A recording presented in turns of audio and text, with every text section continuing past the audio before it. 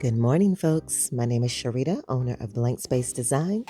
And on this channel, we get into the behind the scenes shenanigans of being a 9 to 5 corporate girly who is also attempting to grow her boutique stationery and gift shop. Welcome or welcome back. In this week's video, in lieu of my regular studio vlog, we are going to be talking about all things analytics. For those of you who don't know, during the day in my big girl corporate job, I work as a financial analyst, so I spend most of my day doing a lot of high level corporate analytical storytelling.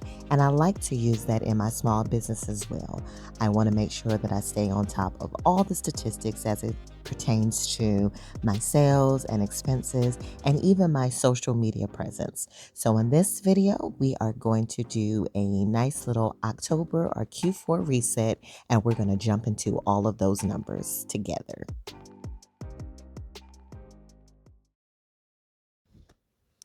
But first, before we get into any of the numbers or into any of my goals for the next month, we need to check something off my to-do list.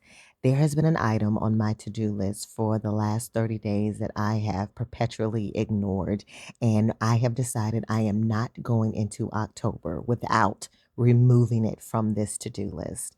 And that item is tidying up 2 shelves on one of the shelving units I have in my studio. These shelves get the most action because they hold my packing supplies, they hold my sticker supplies, they hold a lot of the material that I use on a very regular basis. And as you probably know, as small business owners and crafters and artists yourself, sometimes things just get a little awry, and maybe we're not the tidiest in the world, and we tend to overlook some of these areas. No more. I will be tidying these shelves.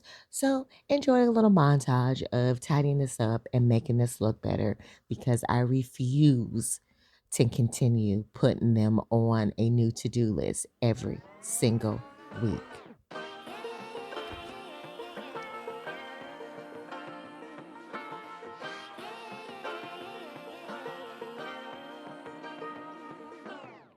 I like to be educated, but I'm so frustrated.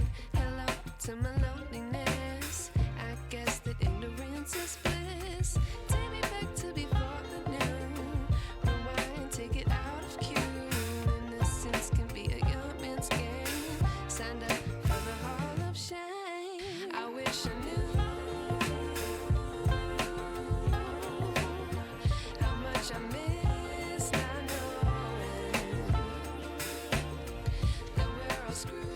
My revenue streams can be broken down between the following 6 buckets: the retail space, Etsy, wholesaling through Fair, vendor and pop-up markets, my business site through Shopify, and another bucket that I pretty much just call custom. Any kind of custom orders are 100% normally through friends and friends of family. That pretty much is the only group of people that I really still do fully 100% customizable orders for. I tend to still get quite a few of those, so I don't want to completely cut those off. And it's friends and family, so they get that special treatment anyway. But I definitely want to include that as one of my revenue streams since I still make a nice little bit of change from that. During the third quarter, which is July, August, and September, I had a total of 395 sales. 84% of those sales came from the retail space. 8% of those sales came from Etsy. 4% of those sales came from Shopify. 3% came from Fair. And 1% came from custom orders that I did during that time. I didn't do any pop-up events or vendor events during the third quarter at all, which is kind of unlike me. But if you watch any of my earlier videos, I think maybe last month or month before last, I pretty much let y'all know that it was just too hot this summer for me to do the pop-up events. So I took a much needed break from that brutal weather. Now, Let's get into expenses or what I actually spent during Q3. It was a little bit higher of a spend quarter for me, mainly because there were quite a few new products that I wanted to test out and drop during this period of time. So my office supplies and other type of supplies, the spend for those just was a little bit higher as I went through the trial and error of providing the best product as possible. For my expenses during Q3, I spent 83% of my expenses on office supplies. And when I say office supplies, that involves anything from my materials used to pack, any sticker paper, any inks, anything like that. Office supplies is very much so a general catch all for me. And it's definitely something that I need to dig into deeper and maybe break up into more specific buckets. But for right now, office supplies is anything that is needed to actually make products and ship products. 5% was subscriptions. 3% was any of my shipping costs, and that's purely just postage. 3% was any of my software costs. 3% for any meals and entertainments, any of those quote unquote business meetings that I have. 2% was any fuel, and 1% were all bank charges. So let's get into some of my sales and expense goals for the fourth quarter. During the fourth quarter, I do want to increase my sales by 10%. When I say that, I am merely talking about my sales quantity. I am very much so just paying attention more to quantity, whether other than amount at this point, only because quantity just, to be quite honest, just looks better on all my pretty spreadsheets. So I want to increase my sales quantity by at least 10%. And I think I'll be able to do that because another goal of mine is to participate in 4 vendor events. I'm currently already approved and scheduled for 2 of them, and there are 2 other holiday events that I have applied to that I'm waiting to hear back to see if I've been approved. I've participated in the past, so I'm hoping that that will help the approval process. But if I do get approved for those, then I will have the 4 vendor events, and participating in pop-up events in the fourth quarter will go a long way towards me hitting that sales goal. I also want to decrease my expenses from Q3, which shouldn't be very hard. As I mentioned previously, my expenses during the third quarter were pretty high, but they should remain pretty flat now, if not decrease in Q4, since I have worked out a lot of the kinks and stuff where it comes to some of the new products that I recently launched. And I also want to draft my 2025 product launches. 2024, I spent a lot of time pretty much just coming up with an idea of what I want to launch, spending a couple of days or a week or so playing around with the design and how to make it, and then just kind of throwing it out whenever I want to.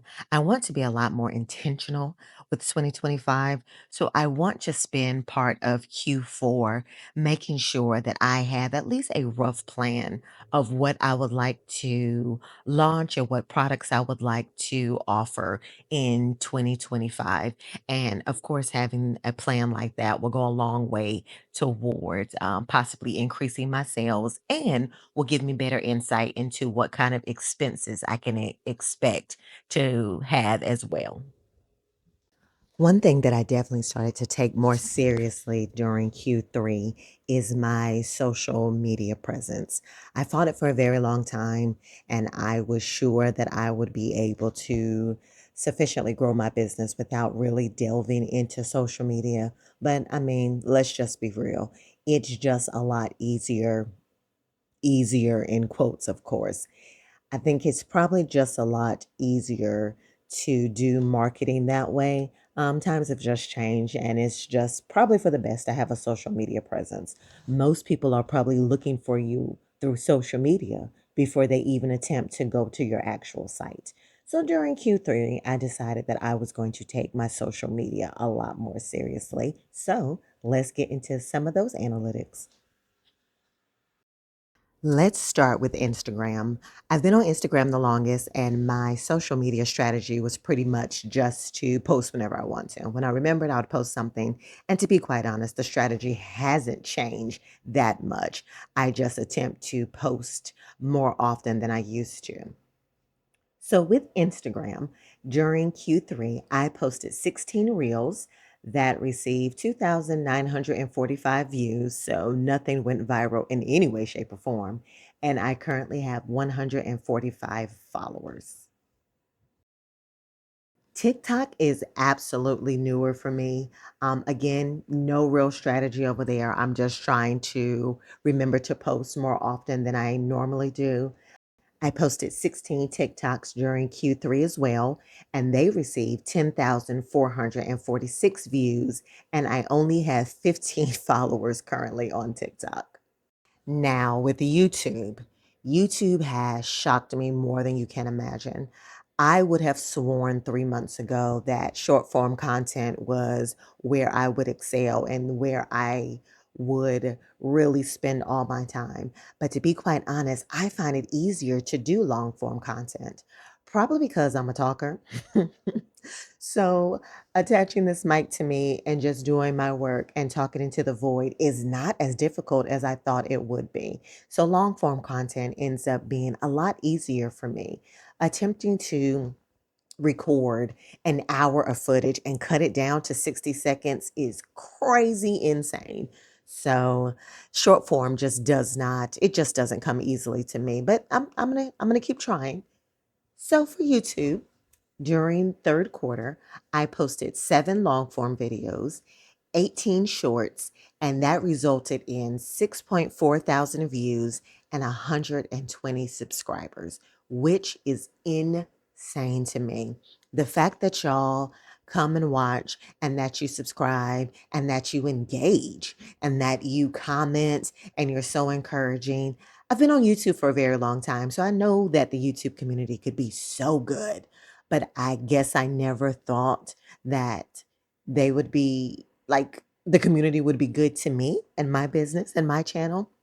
So just guys, I can't tell you how grateful I am that y'all are here, that you're subscribed, that you're watching, that you send so much encouragement and so much feedback and so many suggestions. I came into YouTube just pretty much throwing it at the wall and just trying to see what sticks. And I have enjoyed this so much more than you can imagine.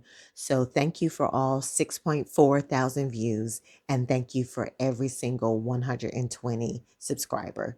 Y'all cannot imagine how grateful I am for every bit of it. So, when it comes to my Q4 goals for social media, I'm trying not to be too strict. Q4 is going to be very busy. I'm really trying to focus on making sales and that sort of thing and making sure that I keep my inventory up and that I'm putting out products that people like. So I pretty much just want to continue what I'm doing, posting more, getting some videos out there because videos is what sells, and attempting to stick to some sort of YouTube schedule. I think I've mentioned in the past that I wasn't going to beat myself up too much about the YouTube schedule. I think at one point I said every 2 weeks would probably be good for me. One thing I do want to attempt to do going into 2025 is go into weekly videos with YouTube.